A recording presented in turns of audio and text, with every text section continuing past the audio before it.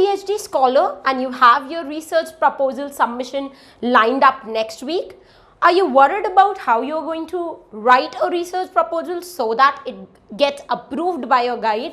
If yes, then don't worry, you are absolutely at the right place, because in this video, I'm going to guide you in a step-by-step manner on how to write a research proposal.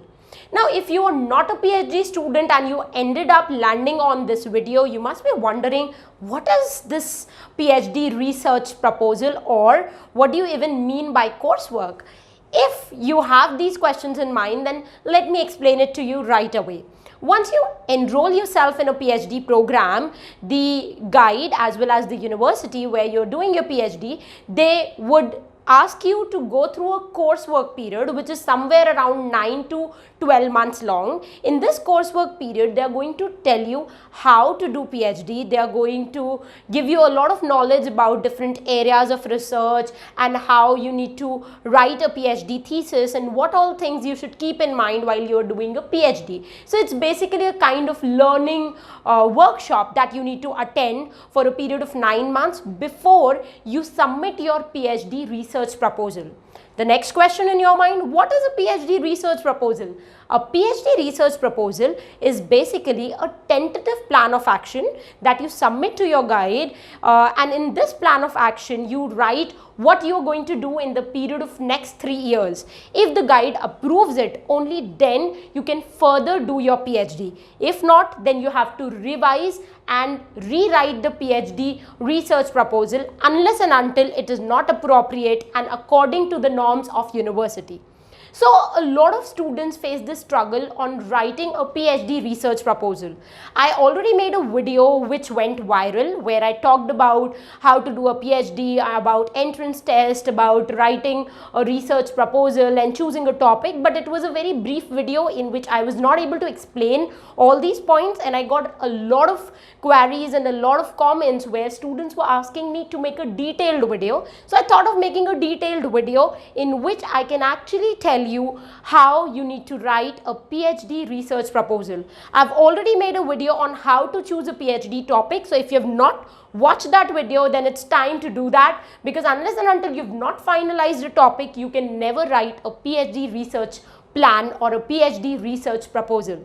So once you have chosen your topic, get back to this video so that you can understand how to draft a 10 to 15 page long PhD research proposal and how to write it in such a manner that nobody can reject it. So the first important page that you are going to attach with your research proposal or research plan is tentative title. Now, why do we call it a tentative title? Because you are submitting a research proposal. Now, the guide and the other jury members would look at your research plan and then decide whether the title should be finalized for your PhD or do you need to make some changes in the title. That is why we call it a tentative title. It's not yet finalized. So the first thing that you are going to write in your PhD research proposal is tentative title. I've already made a detailed video on how to choose a title for research. So just have a look at that video so that all your doubts and queries are resolved. The next important element of a research proposal is research problem. Now, what is a research problem? Research problem is basically the area or the problem on which you are going to do your research. Is that means a problem that you face in your life? No, that's not a research problem. A research problem is the area where you are going to research and what is the tentative solution that you try to draw out. For example, if you're a psychology student and you want to do a research on the gender inequality and its effect on Indian females, then what is your research problem? Your research problem is gender inequality and the impact it has on Indian females. So you're going to actually look at this problem and see what caused this problem, what can be tentative solutions, and what can further be done in order to eradicate this problem from Indian society. So that is the research problem. In case of a literature research, you don't have a research problem basically. You don't try to solve anything in any novel or any particular genre.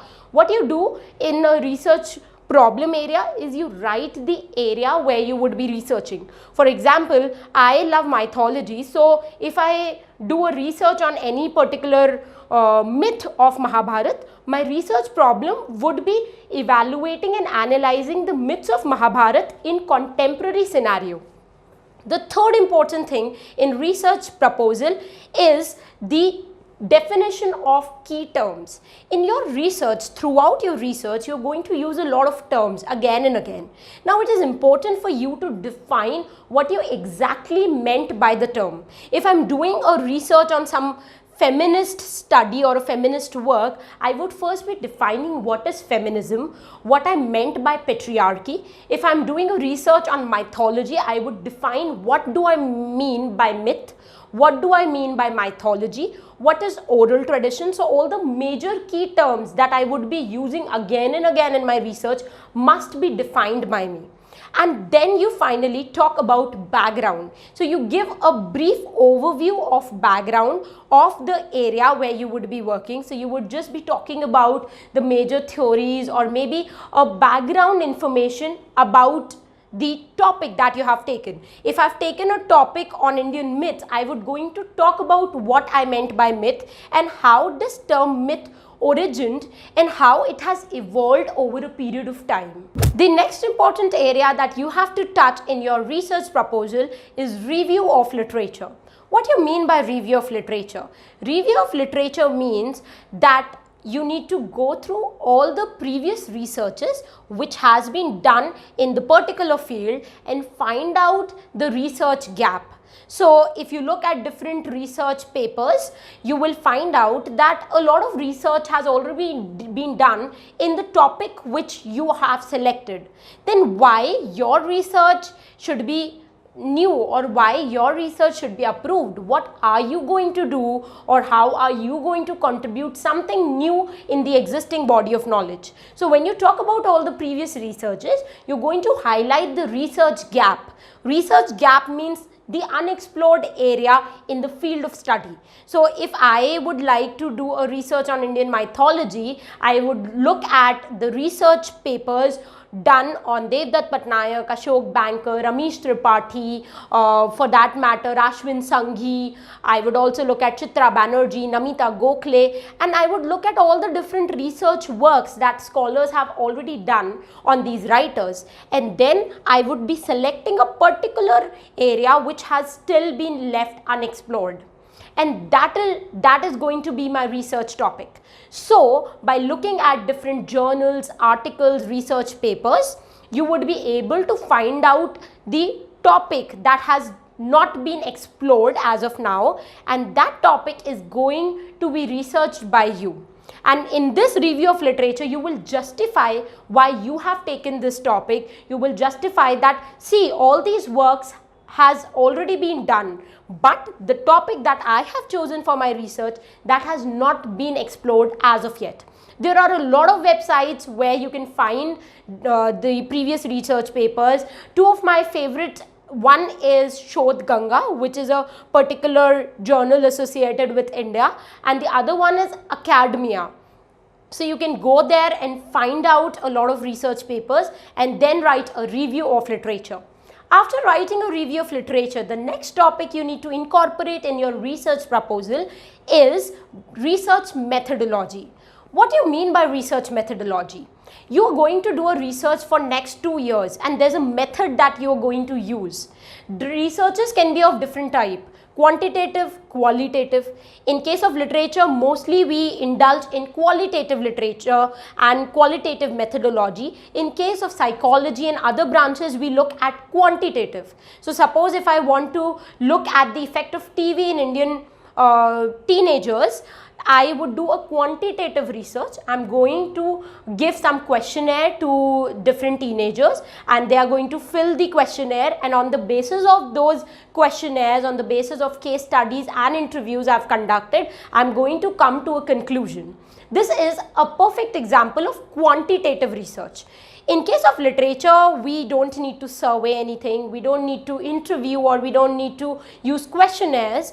In that case, what do we do is use qualitative method. What is qualitative method? When you have a detailed analysis or you have an in-depth analysis of a particular work, that is known as qualitative research. It's a descriptive research where you're going to analyze a particular text from different lenses, and you're going to use close reading as a method of research. Another important thing that you must know here is that in research methodology, you're going to mention the tools that you're using. If you're doing a research which is quantitative in nature, you need to mention that you're using case study, or are you using interviews, or are you using natural observation, or is it an experiment, or is it a questionnaire or survey that you are going to use in your research. In case of literature, you're going to mention different theories and different theorists, whose theories you would be using and researching upon. If I'm doing a research on mythology, I might use Roland Barthes' mythologies, the work and the key ideas given in that work. If I'm doing a feminist study, I might use Virginia Woolf's A Room of One's Own theory, or I might use Sandra Gilbert, or I might use the Mad Woman in the Ethic theory. So all these different theories and theorists which I will be using during the course of my research should be mentioned in this particular section, which is research methodology. After talking about research methodology, you need to talk about the tentative chapter scheme. What is a tentative chapter scheme? You would be dividing your research in different chapters, and approximately 4 to 6 chapters should be there in your PhD thesis. So you need to give a tentative chapter plan. You need to tell that what all things you would be talking in which chapter. Okay, so that tentative chapter plan would be presented next in research proposal. After talking about tentative chapter plan, finally you talk about working bibliography. What is a bibliography? Bibliography is the area where you're going to write all the books and all the other resources that you have used in the course of your research. So, by bibliography is basically divided in two parts. One is primary sources and one is secondary sources. Primary sources is the main material on which you would be researching on.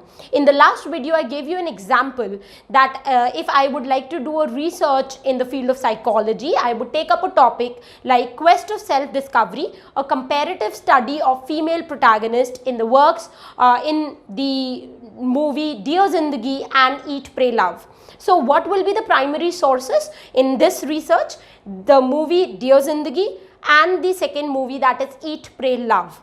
These would be the two primary sources. What would be the secondary sources? All other works, all other books, all other articles that you will use or read and work on in order to analyze the primary sources would be a part of secondary sources. For example, Roland Barthes' mythologies. If you're using that particular work in order to understand different books of Indian mythology, then that would come in the secondary section. I recently visited a great writer, Jasbir Jain, who resides in Jaipur, and she had done a lot of critical works on different topics. So she has done and written a book on filmography. She has also done researches on feminist criticism. She has done a critical study in the field of Indian English fiction. So all these critical study books which I would be reading in the course of my research in order to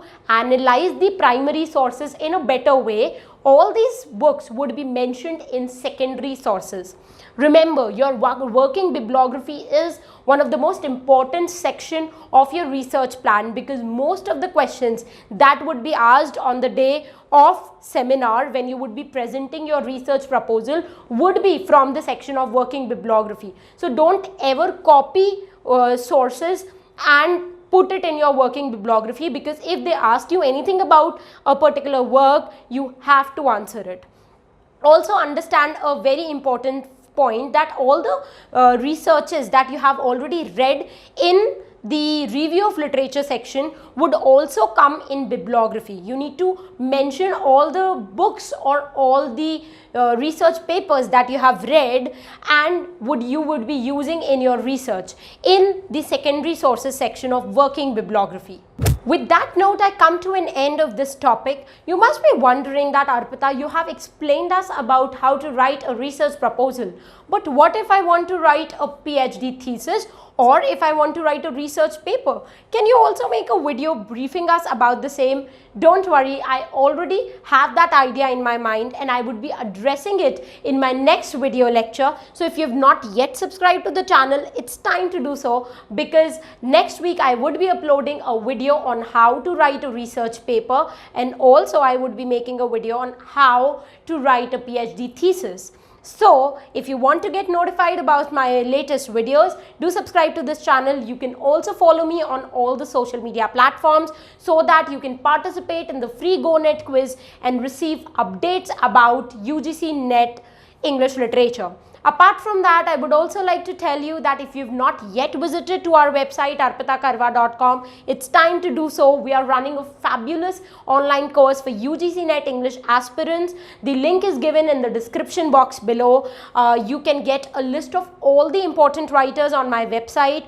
Once you look at the list, you find it interesting, you find it impressive, then it's time to join the online course so that you can clear NET in your first attempt. We have about 800 audios in our online course. With that, we also provide you 200 PDFs and 3000 mock test questions. So if that appeals to you, we would like to see you as a part of our online batch. With that note, I would like to bid farewell. Thank you so much. Keep loving literature. Happy learning.